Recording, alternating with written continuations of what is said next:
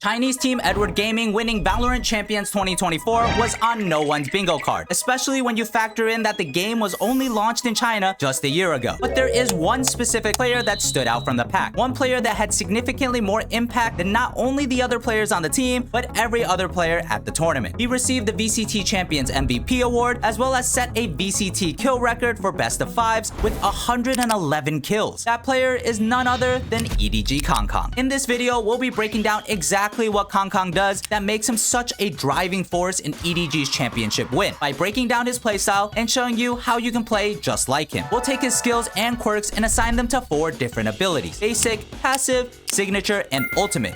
And finally, at the end, give him a ranking of S through F. So sit back, grab some popcorn, and enjoy the video. Throughout Champions, EDG Kongkong plays only 3 agents, those being Raze, Jett, and Neon.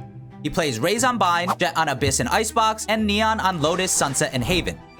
There's no Ascent because EDG almost always permabans Ascent. These 3 agents are the meta picks for their respective maps, making Kongkong quite a versatile player and giving EDG the ability to have a large playbook. Mastery of these agents plus his tendency for hyper-aggressive plays gives birth to a new playstyle, one that's almost exclusively his. In round 7 against Leviathan, EDG is attempting to execute on the B site, but Lev have already occupied the space outside of C. Sensing the hit is coming, Ospas opens the door and pops his showstopper, ready to put a stop to the push. With 4 members of EDG in such a cramped space, this could end up in disaster. Now, Kongkong could decide to just run away, but the looming threat of Raze ult behind them would still be a problem, especially for his teammates that don't have his speed. So instead, he runs forward, forcing Ospas to direct the rocket toward him, and then backsliding at the last possible second to dodge the rocket. He even catches Mazino in the back before the door closes. This extremely fast thinking led to a wasted ult and a pick, and really showcases how quickly on his feet he can think. In round 4 against Trace Esports, he shows off his macro decision making. Trace Esports has 2 players in B main and 2 flanking up mid, ready for a B split. EDG Sova gets caught off guard by the 2 flankers, leaving Kongkong on an island, with his last 2 teammates on the opposite side of the map. Sova's last comm was definitely that Trace is going B, and with the market door closed, the only other direction Trace Esports could come from is B main. Kongkong slowly peeks an off angle and catches off Bianc, and this is where he realizes that he only has 1 play. 2 enemies are flanking from behind, so market and spawn are not good places to rotate toward. The longer he stays on site, he'll eventually need to hold 3 different angles in spawn, market, and B main. He also realizes that with 3 players left and 2 flanking, there must be only 1 player in main, and if he wins that fight, he gains way more space to work with and breaks out of the pinch Trace has on him. He stuns and slides into B main and challenges Breach to a 1v1, initiating the fight way earlier than Trace would have wanted and wins the duel. And what do you know? Breach had the spike on him, giving Kongkong even more leverage. He sits behind the box and waits for the second Cypher scan to pop and for his Omen to smoke for him so he can cross out. He slides past the pre-aim angle and with the help of the smoke isolates the last Trace Esports players. This was a masterclass play of taking 4 individual 1v1s in the span of 13 seconds, making the perfect decisions under high intensity with no delay. So for Kongkong's basic ability, we're assigning him Eagle Eye, the ability to take a look at a situation and choose the best course of action. Kongkong is always looking to take space and he does it with no hesitation. Being fearless is one of the most sought after traits in a good duelist. It gives his teammates more room to work with and lets the other agents with more valuable utility stay alive. Take a look at this final round from map 4 against Team Heretics. Viper's Pit is down on the spike and EDG Nobody is about to thrash through U-Haul. But look at Kongkong. He's clearing the left side of site alone and creating this space, allowing his teammates to focus on flooding U-Haul. But it also sets him up in the perfect position for a pinch once Thrash confirms a detain. And that's exactly what happens as he satchels into the pit with a shorty and cleans up 3. He nades short to create space for his team to get on the spike, then pushes to take the space the nade has now made. Look at how one player has made both attackers play so far back,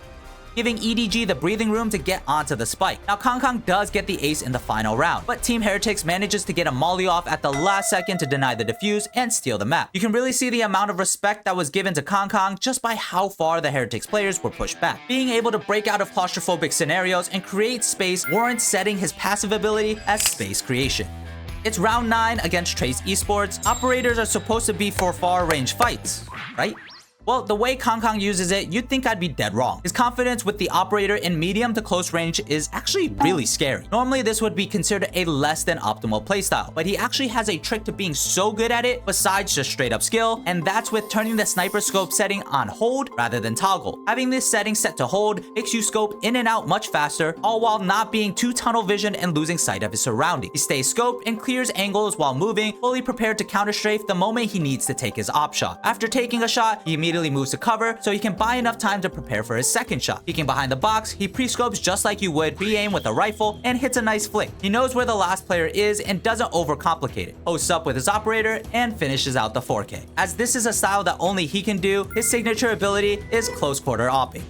You know that feeling when you're playing Valorant and one of your teammates is just vibing, bringing up the mood of the entire team? Well, that's Kangkang. He's very expressive in the way he reacts, and you can feel his passion in his player cams and his gameplay. When he whiffs an easy shot, when he watches his teammate pop off, or when he absolutely annihilates the other team. His passion is infectious, raising not only his own skill level, but his teammates as well. Here's the speech he gave after winning champions. 那你觉得是什么成就你成为了冠军呢？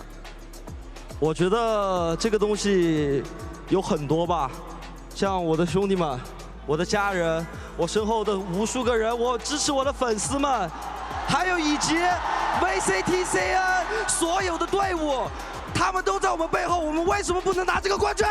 This aura he gives exists in the server and rose to an all-time high on round 21 of the final map of Grand Finals, arguably the most important round of the entire tournament. The maps are tied 2-2, with Abyss being the decider. EDG is up 11-9, but Team Heretics has been pulling it back, stringing the past 5 rounds together, making this comeback look very real. While Team Heretics is on a full buy, that can't be said the same for EDG, who has 3 Sheriffs, a Stinger, and 1 Hero Guardian on none other than Kangkang. Losing this round would give Heretics an almost unstoppable amount of momentum, which is why they go for this risky play. There's nothing really to break down here, except that he's him.